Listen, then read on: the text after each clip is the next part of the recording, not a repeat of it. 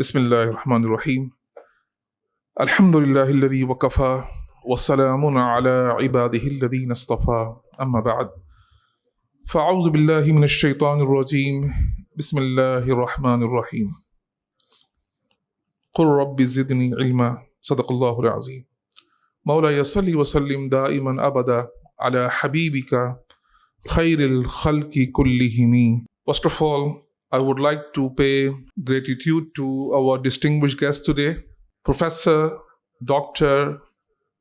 Haji Hasbi Abu Bakr, the President Jamia Singapore, and all his colleagues who have accompanied him today and graced this occasion with their presence.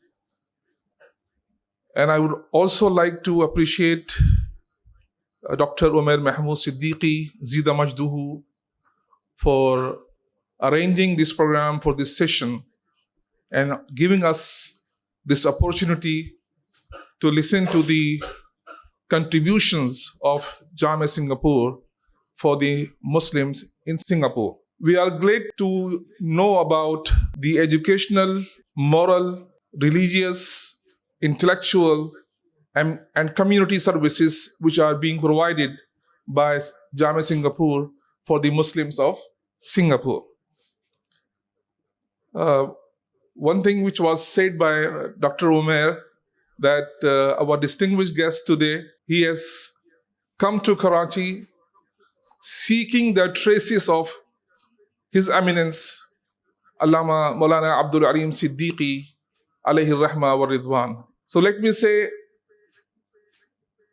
Maulana Abdul Alim Siddiqui, alayhi rahma wa ridwan, was such a great Muslim missionary, a roaming ambassador of Islam, that wherever he has gone in the world, wherever he went, whether in South America, or Holland, Africa, South Asia, Southeast Asia, wherever he went, he left his traces.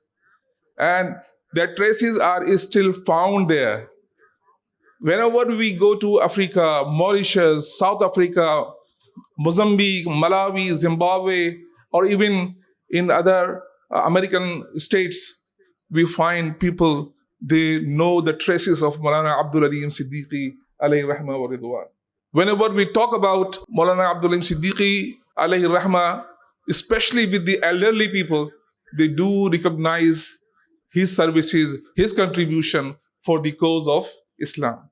And wherever he went, he did not only spread the message of Islam, he did not only convey the message of Islam, but he also established such institution which should work forever for the educational, moral, and religious development of the Muslim. He went to different parts of the world.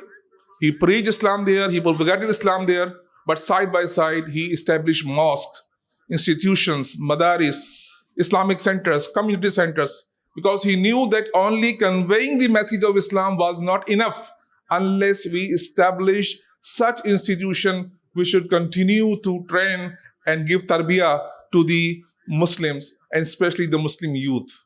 And Alhamdulillah, he has done such a tremendous work that his work would be remembered till the day of Qiyamah, inshallah ta'ala. One thing more which was said by Dr. Umair Mahmood Siddiqui, that only Dawah work is not enough. We need to do some community work. So all our brothers like Dr. Farooq Hassan and Dr. Umair Mahmood and many other our people or guests who are here, who have visited Africa or who have visited South Asia or Eastern countries, they knew it very well that in Europe, in America, in Holland, in Africa, Christian missionaries, the way they are working, they are not only building churches. Beside every church, you will find one school and one hospital. Wherever you go, wherever you will go, you will find one church, and beside a church, you will find a hospital and then a school. They start with hospital. From hospital, they take the people to their schools, and from schools to their churches. This is the way all Christian missionaries, they are working in the world. So this is how we need to work. Only dawah work, only conveying the message of Islam is not enough.